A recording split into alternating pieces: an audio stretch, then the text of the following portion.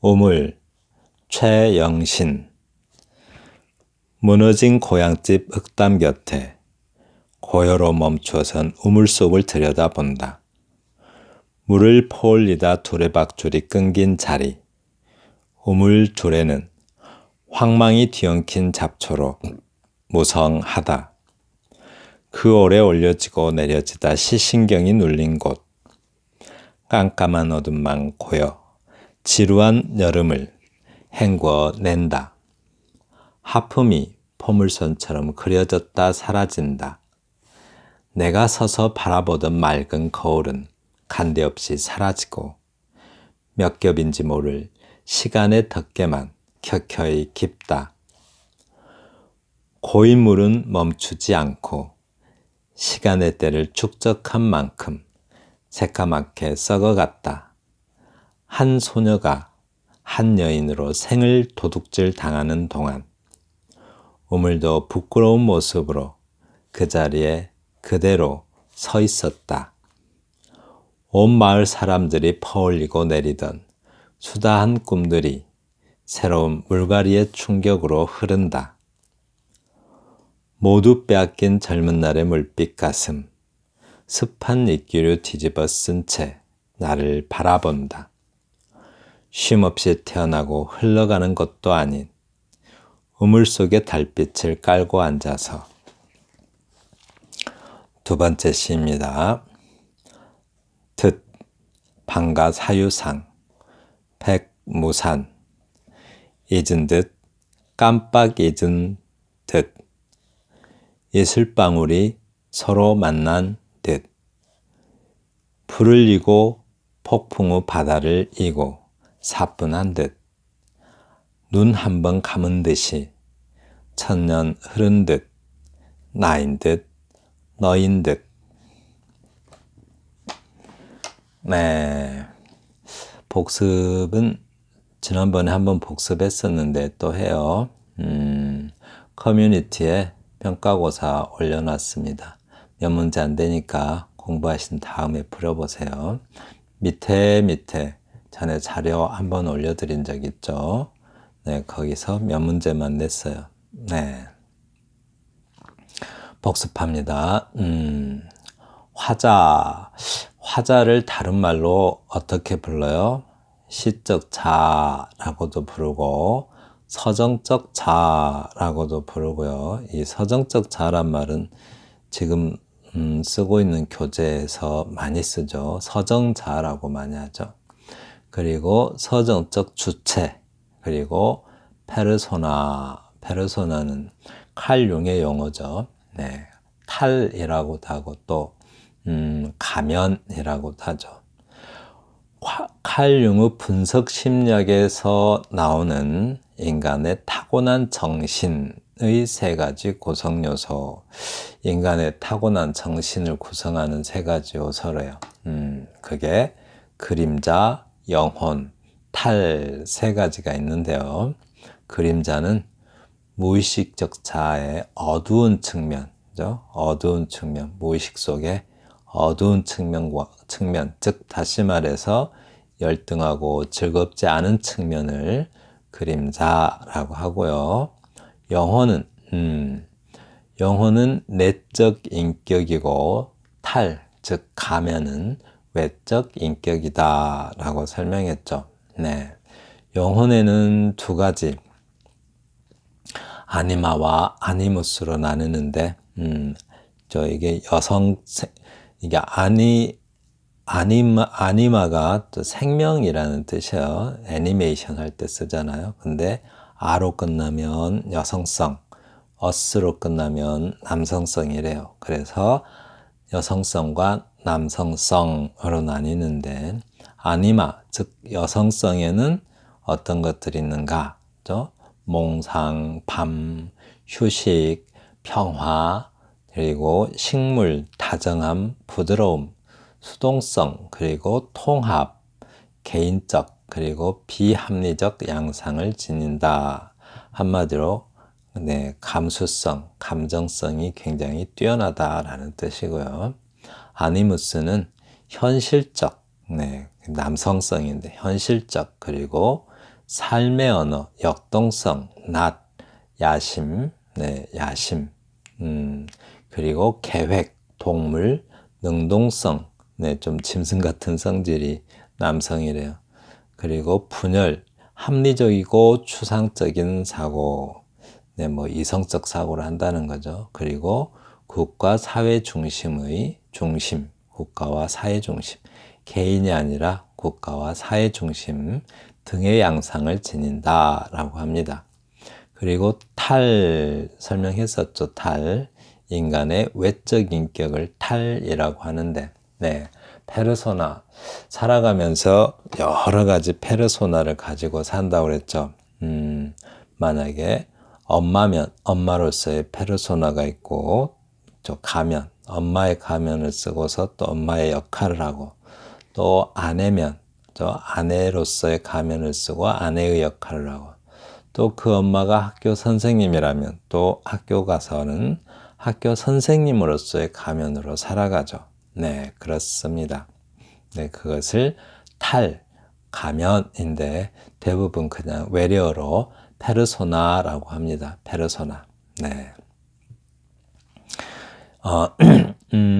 작품 들어갑니다.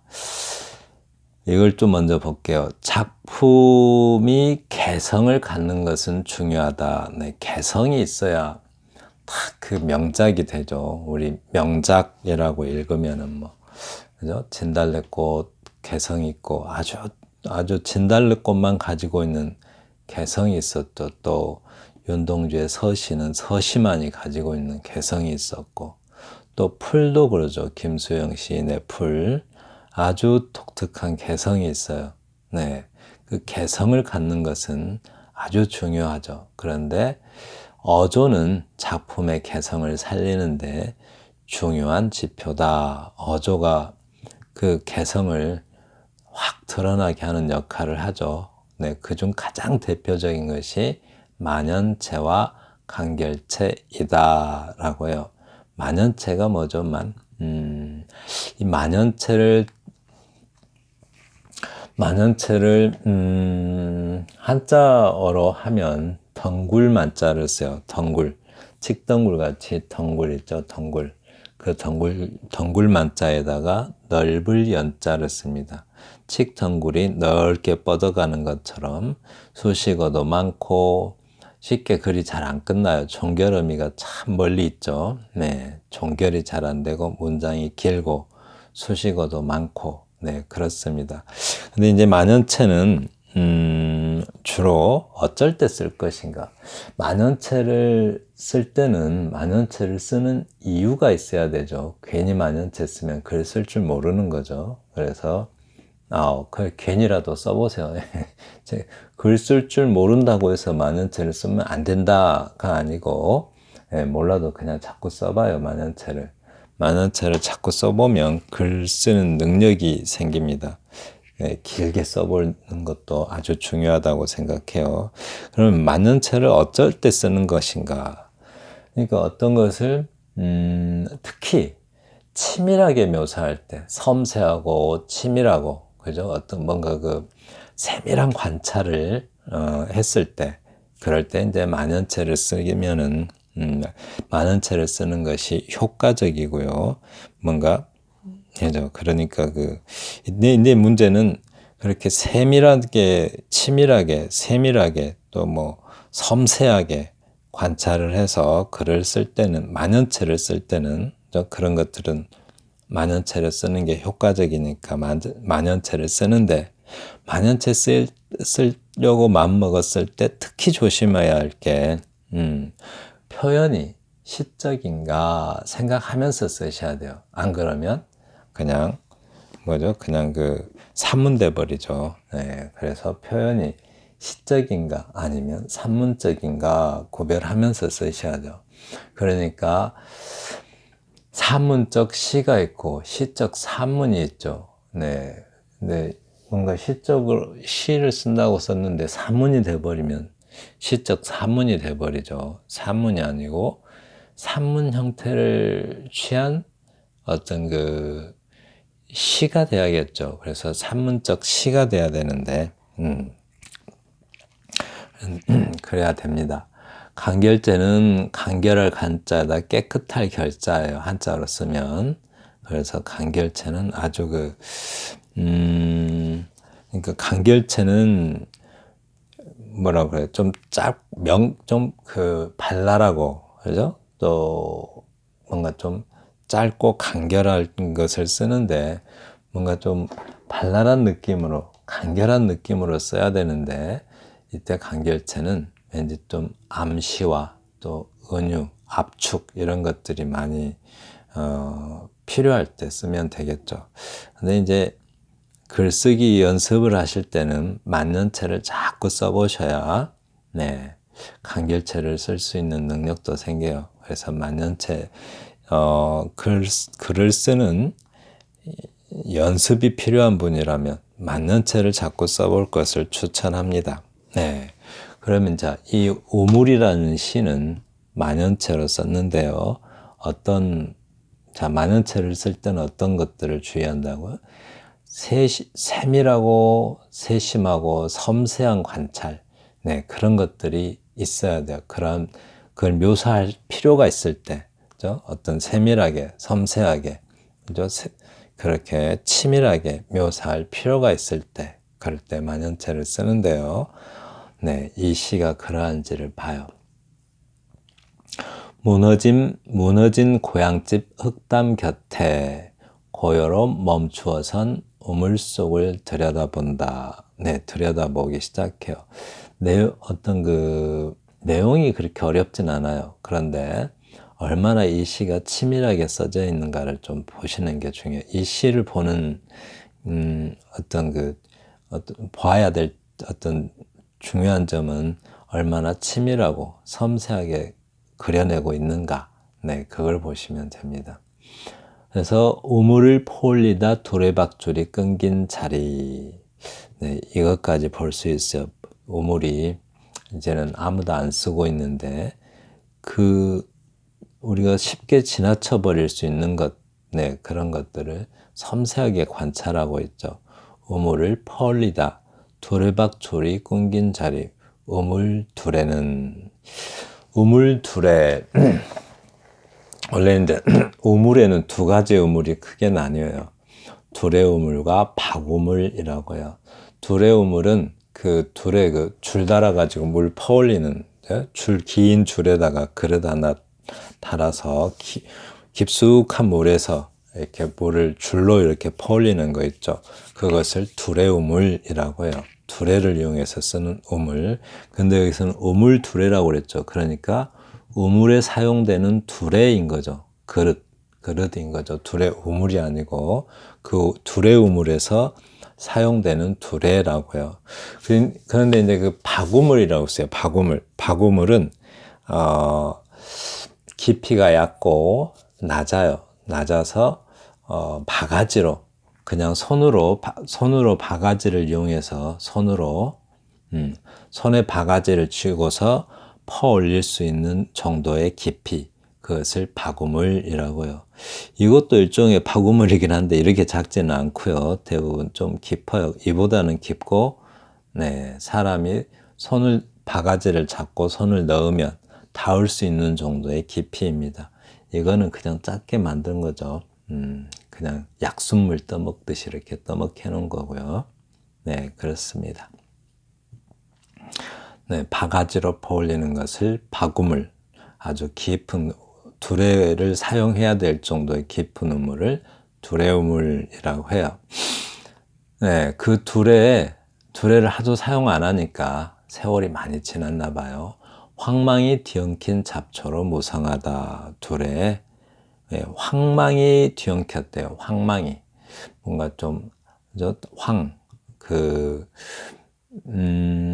황망이, 그러니까 왠지 좀, 이걸 한자로 쓰면은 어떻게 되냐면, 마음심자 뒤에 거칠 황자 써서 좀 당황하다 할 때 황자죠. 어리둥절할 황.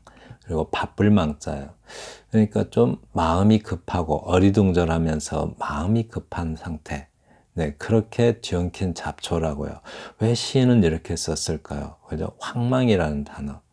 잡초가 그 두레에 뒤엉키는데 황망이라는 말을 썼어요. 황망이.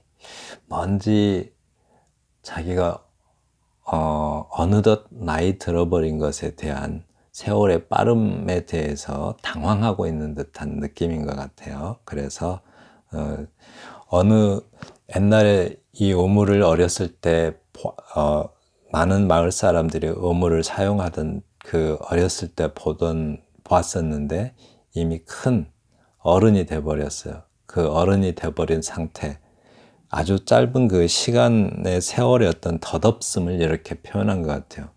네, 딱 보니까 지금은 옛날에는 많이 써서 둘에 잡초가 뒤엉킬 일이 없었는데 지금은 잡초가 이렇게 뒤엉켜 있어요. 잡초가 무성하다라고 합니다. 그 오래 올려지고 내려지다 시신경이 눌린 곳이라고 합니다. 네, 시신경이 눌렸대요. 이렇게. 시신경은 우리 왜 안구가 있으면 안구 뒤쪽에 시신경이 있죠. 그게 이제 후두엽으로 연결되는데 맨 앞에 눈이 있으면 맨 앞에 동공이 있잖아요. 그리고 하얀 것을 공막이라고 하죠. 눈의 흰자위를. 그리고 또 뭐 공막이 있고 그 동공이 있으면 그 뒤로 뭐 수정체 있고 뭐 모양체 있고 해서 안구 맨 뒤쪽에 시신경이 있어요. 그 시신경이 또 후두엽으로 연결되는데 그 시신경이 눌린 곳이래요. 이렇게. 근데 왜 그랬을까요? 이렇게. 아주 우리가 우물을 어렸을 때 우물을 들여다보는데 매우 많이 들여다봤겠죠. 네. 그래서 그렇게 표현한 것 같아요. 깜깜한 어둠만 가득 고여 지루한 여름을 헹궈낸다. 지금 깜깜한 어둠이라고 했는데 먼 세월 또는 추억, 까마득한 어떤 그런 추억들이 그 속에 가득 고여서 지금 사람은 없고 그런가 봐요. 네, 사용되지 않는 우물인 것 같죠. 여름을 헹궈낸대요.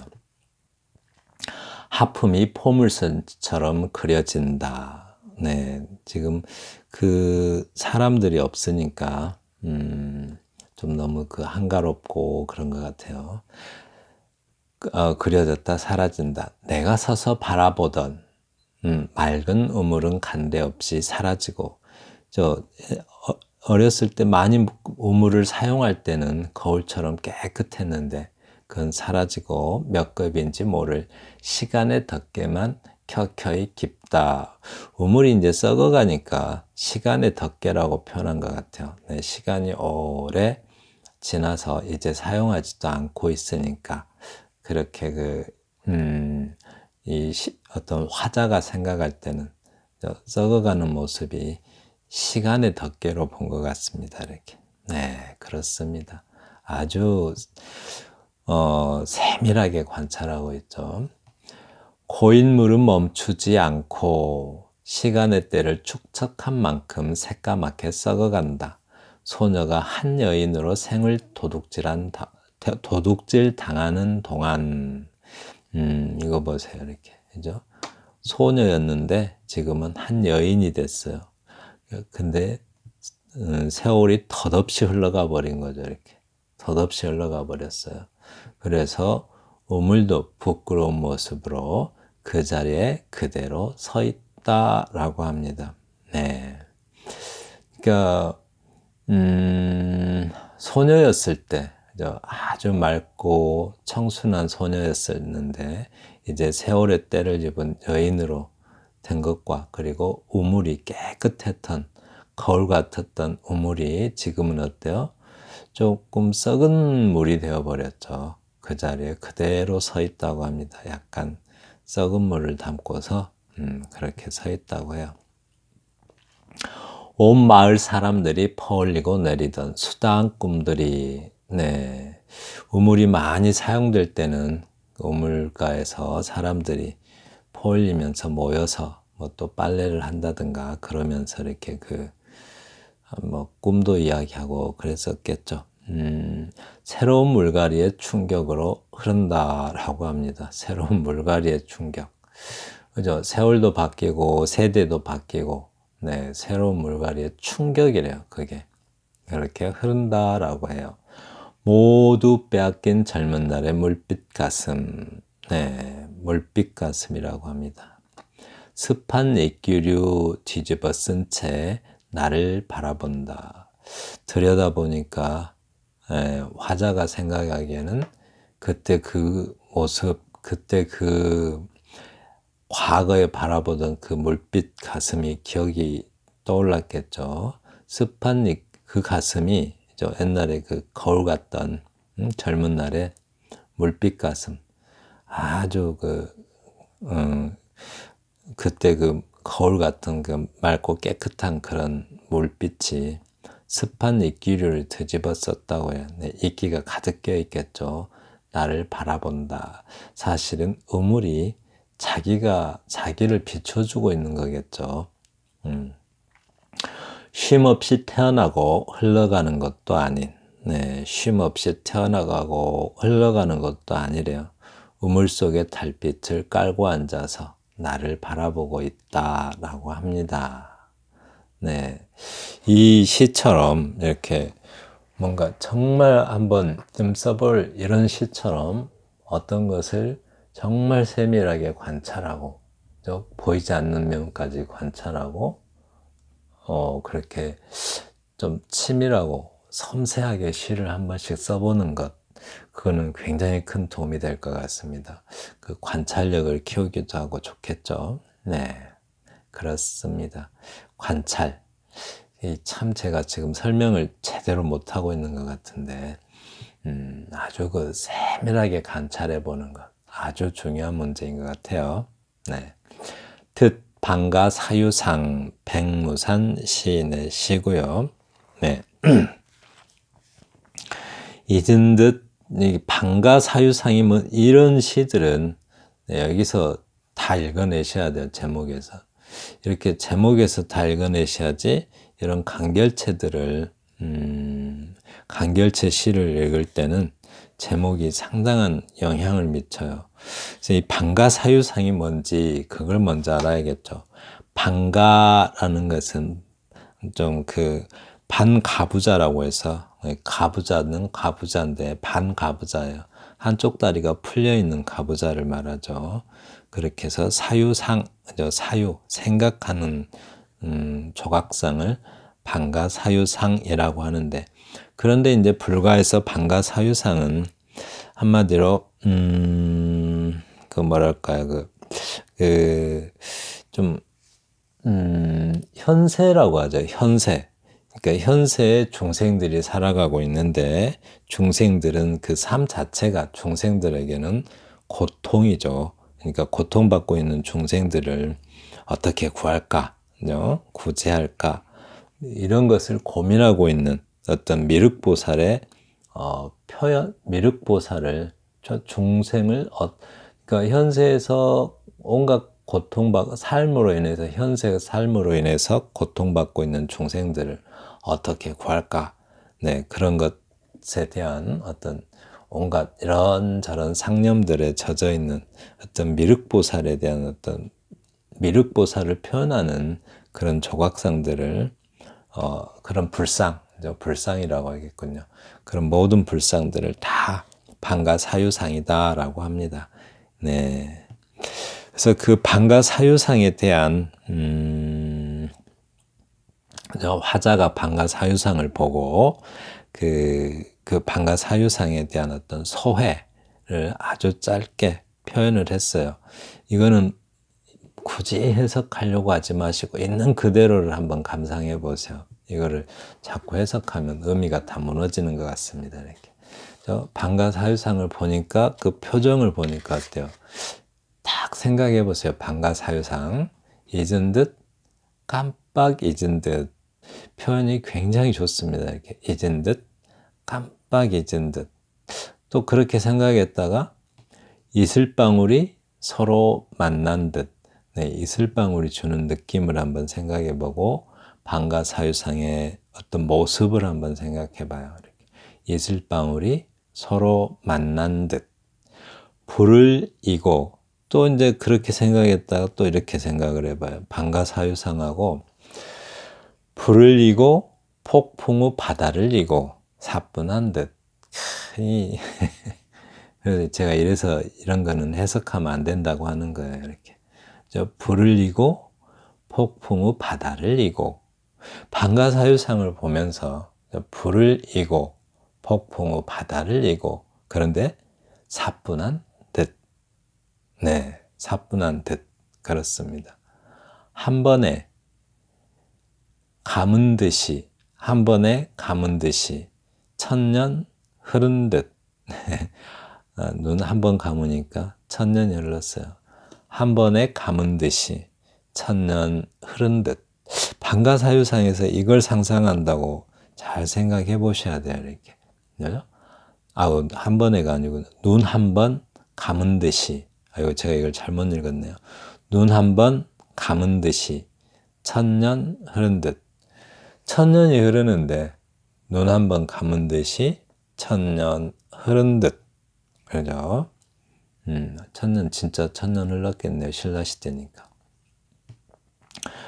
나인 듯 너인 듯. 이렇게 나인 듯 너인 듯. 네, 그래서 제목이 이렇게 듯 하고 이렇게 써놨어요. 그죠? 방가사유상을 보면서 이